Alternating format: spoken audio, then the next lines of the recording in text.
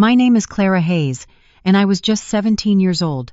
The crisp autumn evening I realized that the same people whose blood runs in your veins can look you dead in the eye while incinerating your only ticket out. I trudged up the driveway carrying a tattered binder, a cheap blue pen, and the pure, foolish optimism that only a high school senior with 5 full-ride academic scholarship letters stuffed in her backpack could possibly possess. I assumed I was walking into a mundane Tuesday night dinner. Instead, I was greeted by the suffocating stench of charcoal and burning paper. By the time I rounded the corner to the backyard, the iron lid of my father's prized barbecue grill was thrown wide open. The orange flames were already licking the evening air, and the thick, embossed envelopes containing my entire collegiate future were curling into blackened, fragile husks before my brain could even signal my lungs to scream. My older sister stood by the patio, an insufferable smirk plastered across her face like she had just won the lottery. With a pair of greasy metal tongs, she mercilessly shoved the final thick envelope deeper into the inferno. She casually mentioned that our parents were done throwing good money after bad, done pretending my future held any measurable return on investment, and done acting as though I mattered even half as much as she did. Then my father, without a single flinch of parental guilt, crossed his arms and declared they were liquidating all family resources to back her premium potential, not mine. Never mine. I stood paralyzed watching those embers float into the night sky, realizing it wasn't merely college stationery turning to ash inside that rusty grill. It was every grueling midnight study session, every missed school dance, every minimum wage shift, and every desperate shred of my soul that still foolishly believed exceptional grades could buy unconditional love. I walked out of that house an hour later with a single worn-out duffel bag, exactly $14 to my name, and a silence so heavy it felt like armor. 14 years later, I stood bathed in the blinding flash of camera lenses, accepting one of the scientific community's highest honors, while my silenced phone violently vibrated with 156 desperate missed calls from the exact same people who once happily turned my life to cinders. Before I reveal the pathetic reason they were suddenly hunting me down, and exactly what happened when they finally cornered me in a room full of millionaires. Tell me, what time is it for you right now, and what corner of the world are you tuning in from? I want to see just how far the smoke from this story can travel. I did not march into the night with a master plan. I fled because breathing the same air as them for one more second would have shattered a vital piece of my humanity, a piece I knew I could never glue back together. The local bus terminal was freezing, bathed in the sickly yellow glow of fluorescent lights buzzing like angry hornets. I sat bolted upright on a hard plastic bench until dawn, clutching my beat-up duffel bag against my ribs as if it held a beating heart. When the sun finally crept up, I pawned the only item of value I possessed, a delicate gold chain my grandmother had secretly slipped into my coat pocket years ago, far away from my parents' watchful eyes. The pawnbroker gave me a fraction of its worth, but it was enough to secure a one-way ticket to New York and a stale egg sandwich that I could barely force down my throat. The place I eventually rented wasn't a real apartment. It was a stifling, closet-sized room above a noisy 2-4-hour laundromat in Brooklyn. My reality consisted of a stained mattress tossed on warped floorboards, a single erratic hot plate, a window permanently jammed open by half an inch, and a rusted radiator that sputtered and clanked like it resented my very existence. My survival depended on a brutal, inescapable loop, pouring lattes at a corner bakery before dawn, absorbing vicious verbal abuse as a call center rep for an internet provider all afternoon, and hauling heavy saline boxes in a damp medical supply warehouse every weekend because the shift manager appreciated that I never once complained about the physical toll. I was utterly depleted. I was carrying an exhaustion so dense it made my 7-year-old bones ache like an elderly woman's.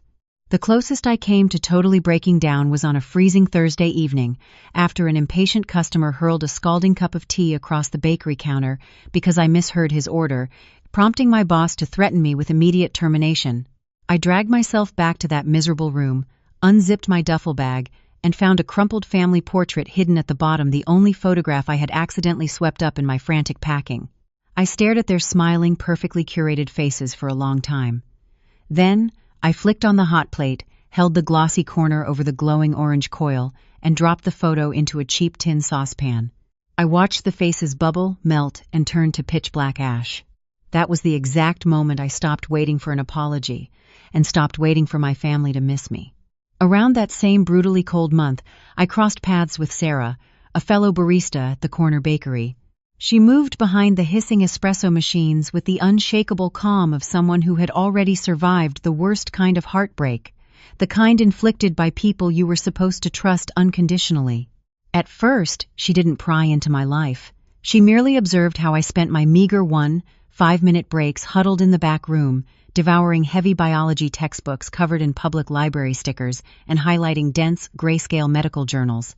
A few weeks later, after watching me desperately scour university portals on my cracked phone screen like I was trying to hack into a high-security vault, she finally asked for the whole story. I handed her the truth, piece by broken piece. Sarah didn't offer me cheap pity. She offered tactical strategy. Her own father had secretly drained her college fund to cover his gambling debts years prior, so she intimately understood that highly specific, sickening flavor of loneliness that comes from being betrayed by your own blood. She sat me down on a plastic milk crate in the alley behind the bakery and taught me how to stop framing my narrative like a tragic victim's plea and start weaponizing it like a fierce survivor's manifesto.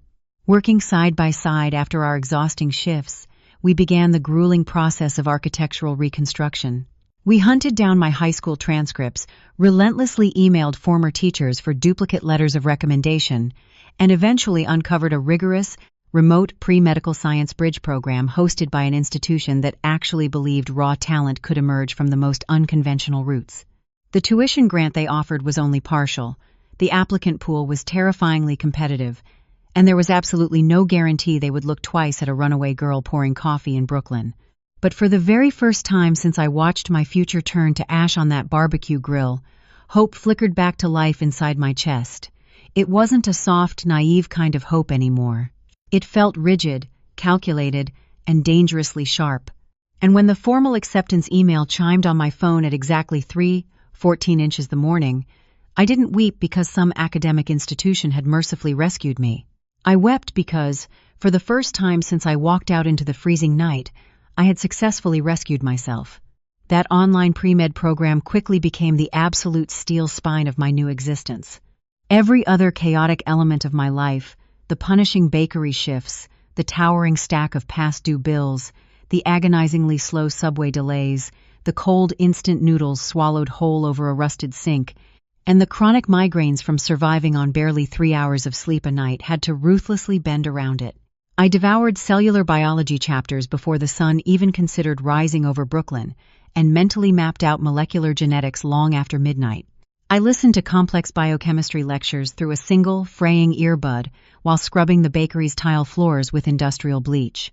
I aggressively memorized metabolic pathways on the jolting Q train and furiously scribbled laboratory concept notes onto the backs of damaged inventory sheets down in the damp medical warehouse. There was absolutely nothing glamorous or cinematic about any of it. Survival rarely is. It didn't look like a motivational movie montage. It looked like brutal, bone-deep exhaustion violently sharpened into a daily routine. But the deeper I submerged myself into the science, the more I felt something fundamental inside my chest rebuilding itself with calculated intention. I was no longer just a desperate runaway trying to scrape together what had been stolen from her. I was systematically mutating into someone vastly larger and significantly more formidable than the pathetic version of me they assumed they had incinerated on that barbecue grill. Honestly, that transformation frightened me sometimes. Spite and white-hot anger had been my initial engines, my primary fuel source, and I was secretly terrified of what might happen to my momentum if I ever ran out of rage. Then, one rainy Tuesday, one of my lead professors, Dr. Evelyn Vance, returned a highly technical paper I had written detailing inflammatory signaling pathways in autoimmune disorders. At the very bottom of the final page, written in sharp red ink, was a single, devastatingly simple sentence that would echo in my mind for weeks. "You think like a true researcher, Clara, not just a student trying to pass a test." It should have been a minor, passing compliment. Instead, it felt entirely seismic. No one, let alone anyone sharing my last name, had ever looked at my mind and genuinely seen a future. They had only ever seen an obstacle, someone infinitely easier to dismiss and destroy than to nurture. Dr. Evelyn Vance didn't just stop at a compliment. She formally stepped up as my academic advisor, and soon after, my fiercest advocate. She personally nominated me for a highly exclusive internal university research competition, one specifically designed for non-traditional students harboring original, unorthodox project proposals. The award wasn't just a framed certificate. It included elite faculty mentorship, unrestricted lab privileges, and a fully funded, fast-tracked pathway into a summer biomedical research program. It was exactly the kind of golden, door-kicking opportunity that could completely rewrite the trajectory of my entire life. And terrifyingly, it was exactly the kind of opportunity I almost successfully talked myself out of pursuing, not because I doubted my scientific methodology, but because every single time I took an ambitious step forward, it triggered a deep, paralyzing reflex instilled by my family. The absolute, sickening certainty that someone, somewhere, was preparing to brutally humiliate me right before my hand could touch the doorknob. That deeply ingrained fear turned out to be far less irrational than I prayed it would be. Just 48 hours after my initial proposal abstract was published on the university's public portal, a venomous comment materialized under a shared post on an academic social media page. It was from my older sister. She must have been obsessively tracking my digital footprint, proving that geographical distance had done absolutely nothing to cure her toxic habits. Her comment was painfully brief, sickeningly smug, and surgically lethal in that highly specific way only a jealous sibling can execute. She wrote, "She couldn't even handle a basic high school workload the first time around. Let's not romanticize dropouts pretending to be prodigies online." Within mere hours, a handful of ignorant strangers piled onto the thread, leaving laughing emojis and making snide remarks about fake resilience narratives and pathetic people trying to reinvent themselves on the internet. My hands trembled violently when Sarah held up her phone to show me the screen during our shift break. It wasn't the shallow insult itself that made my chest cave in. It was the pinpoint accuracy of its emotional target. My sister knew exactly which dark corner of my mind my deepest shame still resided in. For 12 agonizing hours, I seriously considered scrubbing every public trace of my existence from the internet and quietly withdrawing my name from the research competition before any faculty members connected that humiliating thread to me. Instead, Dr. Evelyn Vance called me into an urgent virtual meeting. She looked at me through the webcam and asked one single, penetrating question. "Clara, did you drop out of your previous educational path because you genuinely lacked the intellectual capacity, or because your primary support system failed you catastrophically?" I finally told her the entire ugly truth, or at least the ugliest parts that mattered. She listened with total silence, her expression unreadable.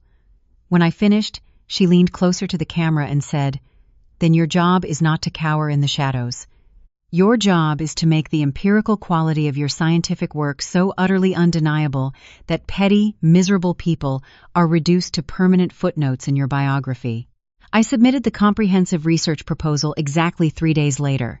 It was a complex study focusing on inflammatory cellular misfiring and early autoimmune responses, heavily inspired by both the dusty medical inventory I used to haul in the warehouse and my own grim fascination with how biological systems violently attack the very things they are biologically programmed to protect.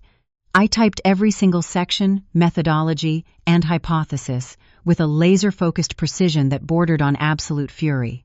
When the finalist list was published, Clara Hayes was on it. When the live virtual pitch day arrived, I sat stiffly in front of Sarah's borrowed laptop in the cramped, flour-dusted back office of the bakery. I was wearing the only professional piece of clothing I owned, a navy blue blazer Sarah had thrifted for $2 and altered at the sleeves with a needle and thread herself. I presented my physiological models, my statistical methods, the study's limitations, and its broader clinical implications without faking a bubbly confidence I definitely did not possess. I let the raw data speak cleanly for itself. And when the official notification email pinged into my inbox 3 days later with the subject line reading, "Congratulations, you have been awarded the Summer Biomedical Research Fellowship," I stood frozen in the damp brick alleyway behind the bakery. I stared unblinking at my cracked phone screen as city traffic roared past and thick white steam billowed up from the sewer grates, feeling as though the entire concrete island of New York was finally exhaling right alongside me. Earning that fellowship completely overhauled my zip code, my daily habits, and the sheer magnitude of my ambition. I packed up my worn duffel bag, said a final goodbye to the leaky ceiling above the Brooklyn laundromat, and relocated into the university's graduate research housing. The walls were painted a sterile, institutional gray, and the desk was cheap particle board, but the magnetized lab access badge hanging securely on my lanyard felt infinitely more precious to me than any diamond necklace. I had finally breached the inner sanctum of the scientific world I had spent years peering into from the freezing outside, and the reality of it was infinitely more punishing than I had anticipated. Morning data briefings began while the city was still pitch black, and statistical analysis stretched into the bleary hours of the next day. Failure quickly became my most loyal, albeit irritating, daily companion. Months of delicate experiments would routinely collapse over the most mundane, infuriating errors. A laboratory refrigerator dropping half a degree, crucial biological reagents expiring overnight, or fragile cell cultures getting entirely ruined by a microscopic speck of airborne dust. But here was the critical difference. Facing this kind of immense difficulty no longer humiliated me the way my family's disdain used to. It sharpened me. I dug my heels in, eventually published my very first co-authored academic paper, and aggressively trained myself to speak and present in high-stakes rooms where everyone demanded cold, hard data rather than superficial charm. Roughly 2 years into my specialized research track, my department co-hosted an elite networking gala at a downtown hotel in partnership with a massive health communications foundation. The primary goal was to bridge the gap between clinical scientists and wealthy medical nonprofit directors. And that is exactly where the universe decided to test my newly forged armor by placing my older sister right in my path. It wasn't a random, cinematic twist of fate. It was a professional collision by design, cruel enough to feel profoundly personal. After burning through our father's cash on a series of disastrous, short-lived startup ideas, she had somehow managed to pivot into a lucrative career managing public relations and branding campaigns for medical charities. She glided into that lavish, chandelier-lit banquet hall, draped in the exact same brand of effortless, arrogant superiority I vividly remembered from our backyard. Only now, her cruelty was polished to a sickeningly professional gloss. Initially, I genuinely thought I could just blend into the sea of suits and avoid her orbit entirely. Then, her eyes locked onto my laminated name tag. The brief flash of genuine shock on her perfectly contoured face almost instantly hardened into a predatory amusement. It was a facial transition so efficient, I almost respected the sociopathy of it. She smoothly navigated her way toward the small circle where I was deeply engaged in a conversation with a senior epidemiologist and a major philanthropic donor, silently gathering context before making her move. She hovered near the edge of our circle, listening just long enough to grasp the complex context of my research discussion. Then, without missing a beat, she smoothly hijacked the narrative, pontificating about the importance of authenticity in scientific storytelling, as if she had personally invented the very concept. She casually name-dropped family sacrifice and heavily implied she had been my lifelong, unwavering champion. She spoke in that buttery, persuasive public relations voice designed to make absolute lies sound warmly collaborative. I let her spin her toxic little web for exactly 120 seconds. Then, a prominent donor liaison politely asked how we knew each other. She flashed a picture-perfect, camera-ready smile and purred, "I'm the older sister who always pushed her to be ambitious, even when literally no one else could see her potential." It was such a meticulously crafted, brazen theft of my personal history that my blood ran ice cold. I smiled back, matching her polite, professional tone perfectly. That is a truly fascinating perspective, especially considering the very last time my sister supported my academic ambitions, she utilized a pair of greasy barbecue tongs and an open fire. The entire circle of wealthy executives and seasoned doctors fell dead silent.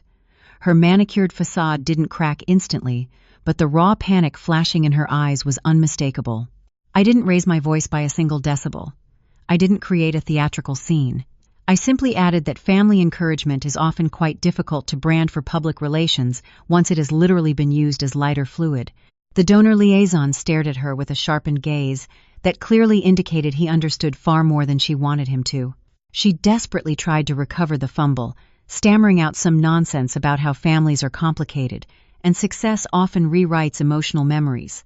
It was a desperate pivot that might have actually worked, Had she not just spent the previous 10 minutes aggressively packaging herself as my devoted lifelong mentor? Before she could furiously steer the conversation onto safer ground, the epidemiologist cornered her with a highly technical question regarding a clinical case study proudly listed on her agency's promotional brochure. She stammered out a vague, embarrassingly empty response.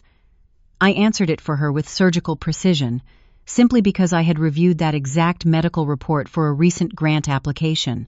By the end of that brutal, polite exchange, the room no longer saw a visionary media strategist. They saw a hollow shell fluent only in buzzwords, standing next to someone undeniably fluent in substance. She excused herself with a stiff, brittle smile. Later that evening, I was quietly informed by a colleague that she had been officially uninvited from a crucial follow-up strategy meeting with the Foundation's board of directors. It wasn't a screaming, dramatic public meltdown. It was far more devastating. It was the moment her lifelong tools, manipulation, proximity, and daddy's money finally slammed into a brick wall they couldn't dismantle. She ambushed me by the elevators later that night, hissing that publicly humiliating her was completely unnecessary. "I didn't humiliate you," I replied evenly. "I merely corrected a fictional narrative in the mildest possible manner." When she demanded to know if I was still pathologically obsessed with the past, I told her the absolute truth.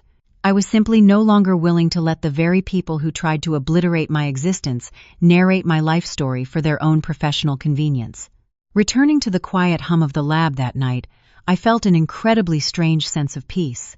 For years I had feared that seeing her would rip open every old wound. Instead, it provided a profound revelation. She hadn't outgrown her cruelty, but I had finally outgrown my fear of her. By the time the prestigious International Biomedical Conference in Boston rolled around, my fellowship project had evolved into a fully funded, rigorous line of clinical inquiry. We were sitting on early, groundbreaking data, suggesting an entirely new predictive signaling pattern for autoimmune flare-ups. It wasn't enough to claim a global medical revolution just yet, but it was absolutely enough to make the most respected minds in the field stop and pay attention. I spent 8 agonizing weeks preparing that presentation with a level of obsession that bordered on religious ritual. Every single data figure was ruthlessly refined. Every clinical claim was cross-examined against the raw data 3 separate times. My desk was a graveyard of empty espresso cups and red-inked drafts. Dr.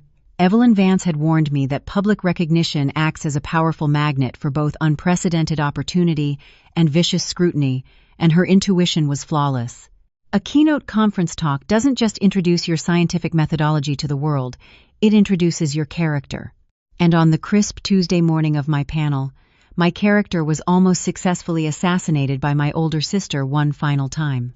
I found out because Sarah, who still monitored the darker corners of the internet with the hypervigilance of a woman who inherently trusted no algorithm, called me while I was reviewing my flashcards in the hotel lobby.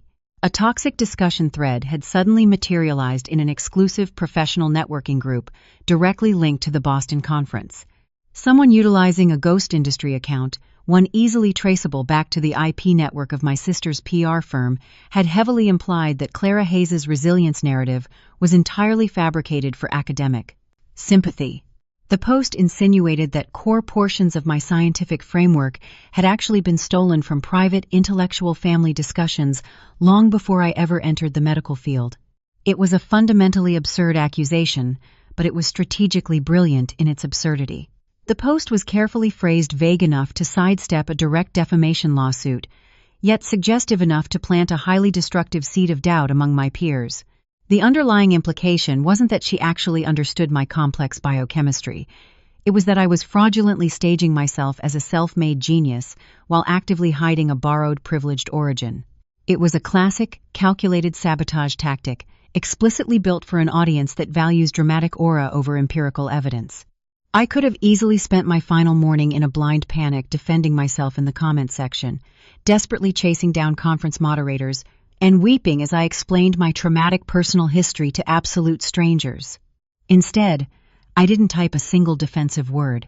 I quietly forwarded the high-resolution screenshots directly to the conference's internal ethics committee. I attached a painfully concise PDF document containing verifiable digital timestamps, my complete publication history, signed advisor verifications, and an archived notarized record of the public harassment comment she had left on my university portal years prior. Then, I closed my laptop, walked upstairs, and slipped into my tailored presentation suit. That was the precise moment I finally understood a vital truth about seeking revenge in adulthood. The most devastating, inescapable response to a smear campaign isn't screaming your innocence from the rooftops. It is immaculate, irrefutable documentation. When I strode onto that brightly lit stage, I knew perfectly well my sister was sitting somewhere in the velvet chairs, because the conference organizers had flagged her registration and only allowed her to remain until their formal review of her IP address concluded. I also knew she fully expected me to react to her presence. She had spent her entire life confusing mere disruption with actual power. I commenced my lecture without so much as glancing in her general direction. For exactly 15 minutes, I was nothing but sheer precision, bulletproof evidence, and unstoppable momentum. I expertly guided the packed auditorium through the catastrophic failure points in current predictive autoimmune models, then smoothly transitioned into our lab's novel methodology, and finally outlined the profound implications for earlier clinical interventions. The audience's questions sharpened the intellectual atmosphere of the room. Their collective interest visibly deepened. Halfway through the presentation, I reached a specific transition slide I had deliberately added at 2 a.m. the night before. It featured absolutely no direct accusations, no theatrical melodrama, and named no specific individuals. It was simply a stark, pitch-black background, displaying 4 small, crisp photographs positioned in the bottom corner next to a single line of white text. Certain forms of destruction do not end a life. They forge the very direction of it. The photographs weren't images of my original physical scholarship letters. Those were lost to the ashes forever. Instead, they were high-resolution screenshots of the archived university portal confirmations, the time-stamped reconstruction emails from Sarah, the official replacement records, and a scanned, tear-stained sticky note I had desperately written to myself in that freezing Brooklyn apartment when I was 17. If they burn the proof, become the proof. I let that slide linger on the massive projector screen for 5 agonizing, totally silent seconds before smoothly moving into my clinical conclusion. I offered no verbal explanation, no emotional appeal, and no performative sigh.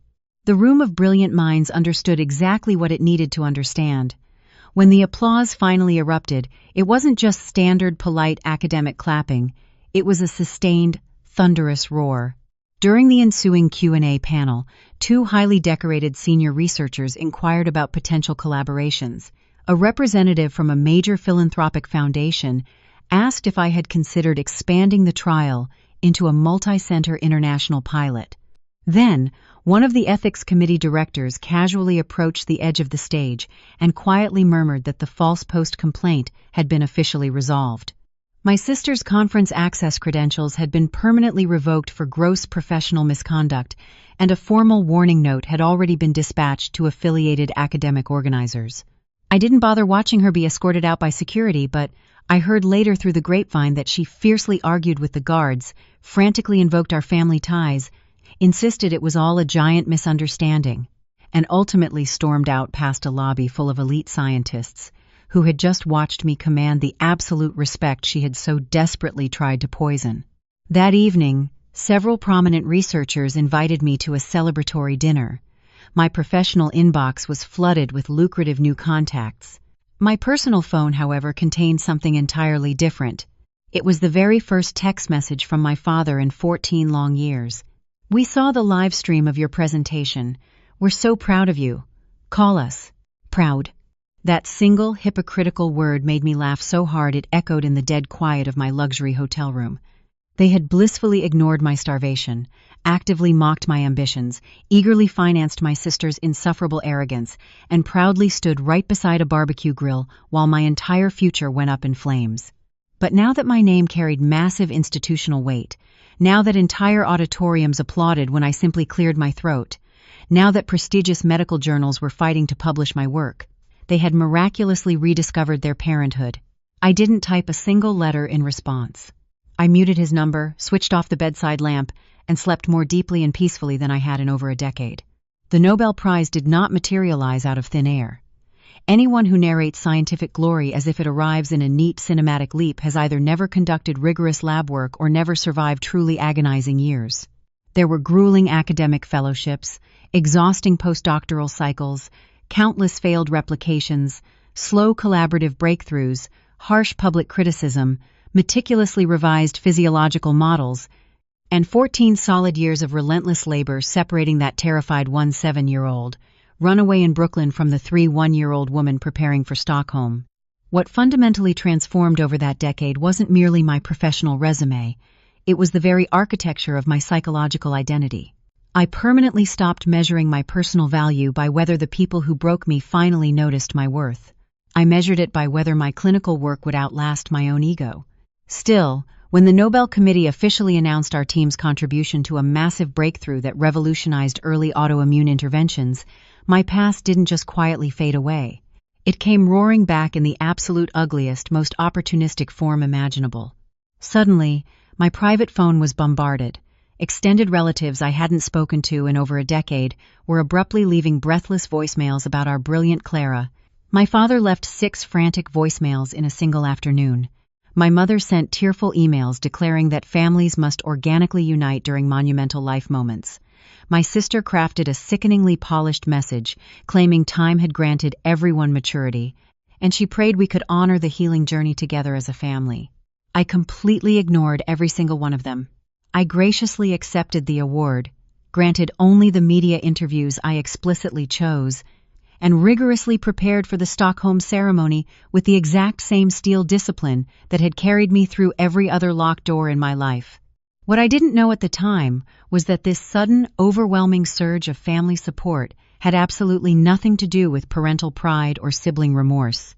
3 weeks prior to the ceremony, an investigative financial journalist had contacted my university office.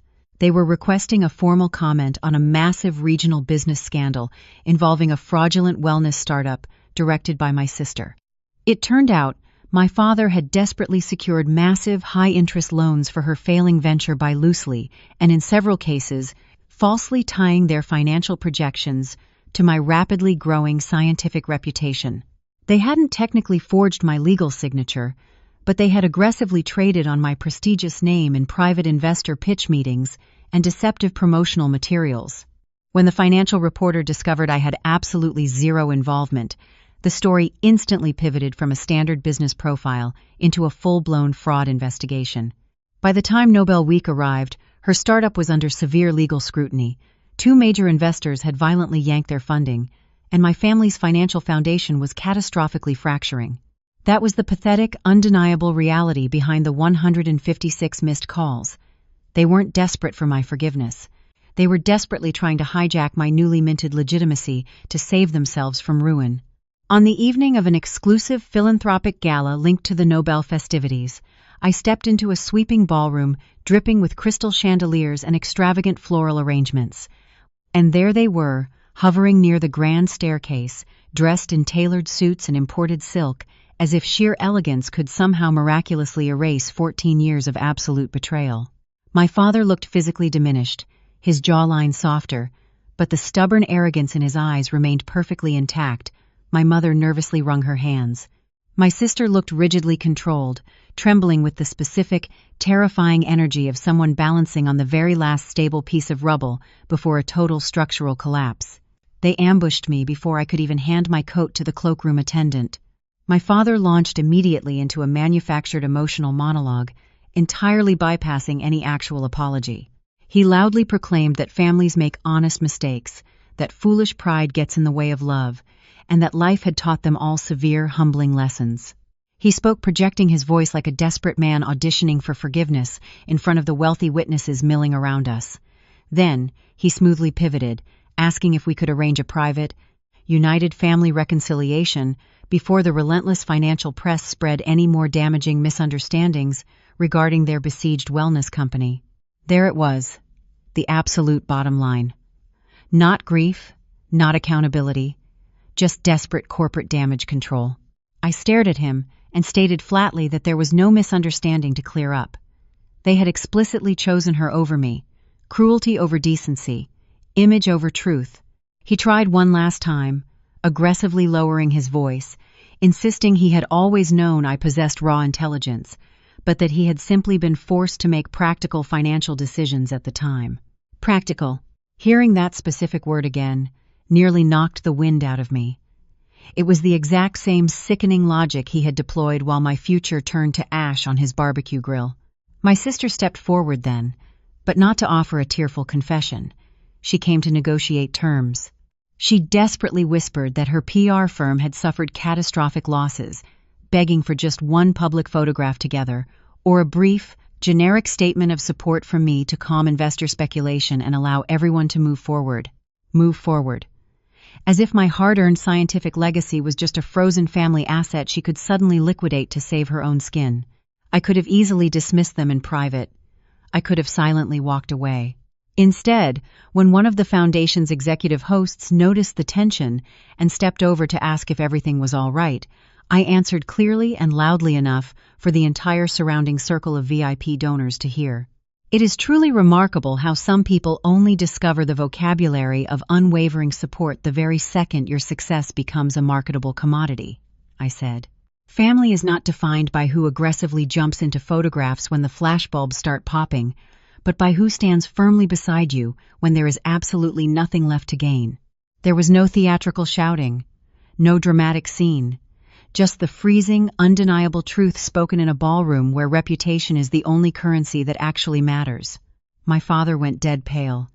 My sister attempted to flash a brittle, panicked smile, but the executive host had already instantly shifted from warm social grace to brutal institutional caution. Within exactly 20 minutes, I was quietly informed that the foundation board had zero interest in allowing their prestigious reception to be utilized as a reputational laundering site for a family under federal fraud investigation. My parents and sister were quickly and quietly escorted out the service elevators by event security. Later that night, sitting alone by the floor-to-ceiling window in my hotel suite, watching the city lights glitter far below, I felt something that genuinely shocked me. It wasn't the fiery, vindictive triumph I had fantasized about at 17. It was pure, unadulterated relief.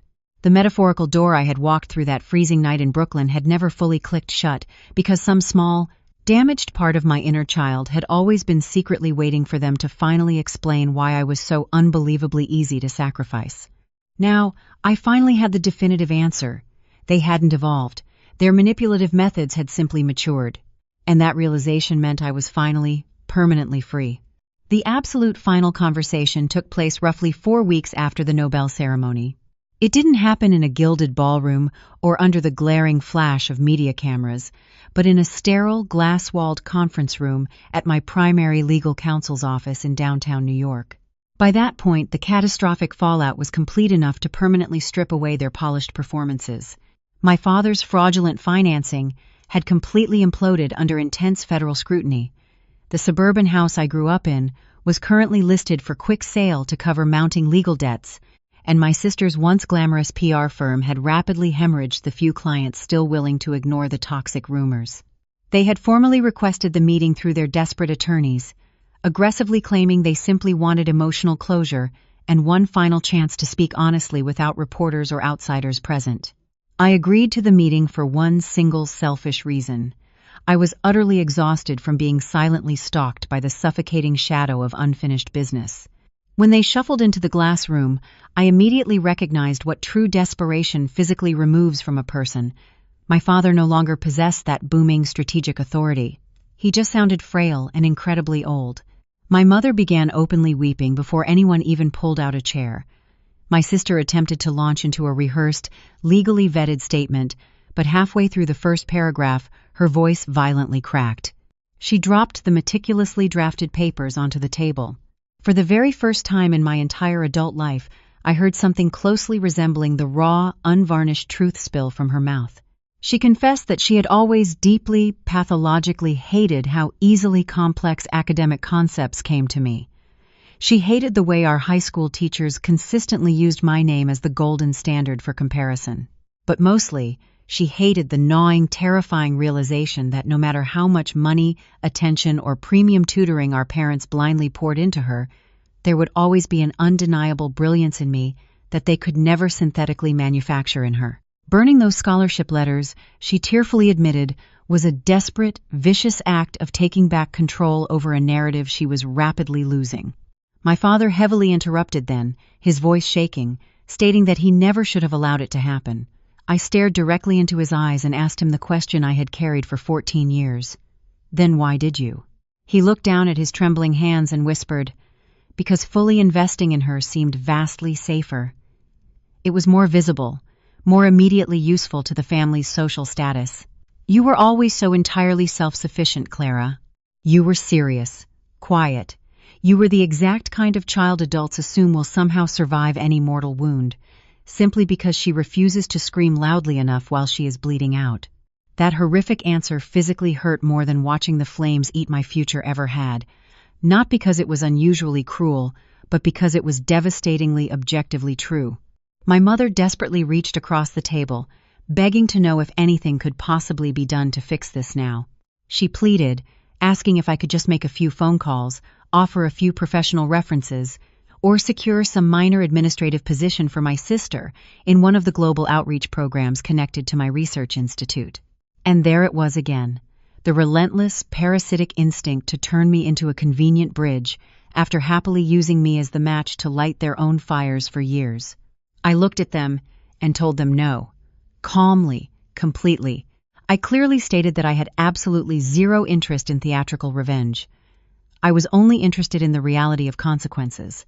I told them they were currently living inside the exact outcome of their own toxic decisions, and I would not lift a single finger to interrupt that vital lesson just to make them more comfortable. My sister began sobbing openly then, her face buried in her hands, desperately asking if one terrible mistake should really define an entire lifetime. I almost answered her gently. I really did. Then I forcefully reminded myself that what she casually dismissed as one mistake had cost me basic shelter, physical safety, years of relentless hunger, a decade of grueling labor, and a version of my innocent youth that I could never, ever get back. So, I handed her the exact truth she had rightfully earned. It was never just one mistake. It was a calculated, lifelong pattern of utter contempt, fiercely protected by the very people who benefited from it. My father looked up, tears finally spilling over his eyelids, and asked if I hated them. I looked at the three of them, broken, bankrupt, and desperate, and said, "No. Hate firmly ties you to the exact thing that harmed you. What I feel right now is distance. Deliberate, necessary, and incredibly peaceful distance." Before the meeting concluded, I slid 3 copies of a legally binding document across the table. My legal team had drafted it to make it unequivocally clear that I had zero affiliation with their fraudulent businesses, zero financial obligation to their debts, and absolutely no intention of ever publicly rehabilitating anyone involved in misusing my name. My mother sobbed uncontrollably into her hands. My father stared blankly at the legal papers, looking exactly like a man who was finally being handed the crushing bill for a massive debt he arrogantly assumed time would simply erase. My sister choked out a whisper, saying she was truly sorry. This time I genuinely believed she meant it. But belief is definitely not the same thing as restoration. I stood up, collected my leather folder, and calmly told them I genuinely hoped they became decent, honest people one day, even if no one ever rewarded them for it. Then, I walked out of the glass room and never looked back. That truly should have been the absolute end of it, but endings in real life are rarely that silent or neat. A few months later, long after the childhood house was sold off and their humiliating bankruptcy filings became public record, a small, unremarkable package arrived at my university office. There was no return address and no note inside. It contained a single metal barbecue tong. It had been scrubbed and polished until the steel gleamed, wrapped carefully in plain brown butcher paper. Perhaps it was my sister's pathetic idea of a silent confession. Perhaps it was my father's ultimate symbol of unconditional surrender. I dropped it into the very bottom drawer of my desk and never responded. Society often imagines revenge as a highly theatrical, dramatic return, a screaming match, a cinematic speech, or a meticulously timed public humiliation designed to inflict maximum emotional pain. They are entirely wrong. The deepest, most lethal form of revenge is infinitely simpler. It is building a life so intensely complete, so undeniably brilliant, that the very people who actively tried to bury you in the dirt are forced to live with the suffocating knowledge that your absence became their ultimate undoing. They maliciously burned 5 full-ride scholarship letters on a rusty charcoal grill and genuinely believed they were permanently ending my future. In reality, they were merely clearing the main stage for a magnificent life they would never, ever be allowed to participate in. I do not need my family to forgive me for walking away into the dark. I do not need them to admire the scientific empire I built entirely without their money or approval. And I absolutely do not need to pry open a toxic door that I barely survived closing in the first place. I was exactly 17 years old when I walked into the freezing Brooklyn night with literal ash in my lungs and 14 measly dollars zipped in my duffel bag. I was 31 when I stood under the blinding bright lights of Stockholm, holding the absolute highest honor the global medical community could possibly bestow. In the brutal, beautifully exhausting years between those two specific moments, I learned the profound difference between being chosen and being worthy. One relies entirely on the fickle, biased whims of other people. The other never did, and never will.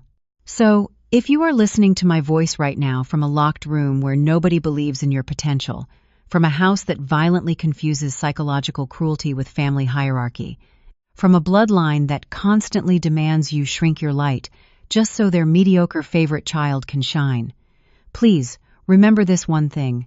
Sometimes, the incredible life that ultimately saves you begins the exact second you are no longer invited to stay. And if the toxic people who once happily incinerated your dreams suddenly come frantically knocking at your door when the rest of the world finally recognizes your brilliance, let them knock until their knuckles bleed. Some doors are only meant to be closed once,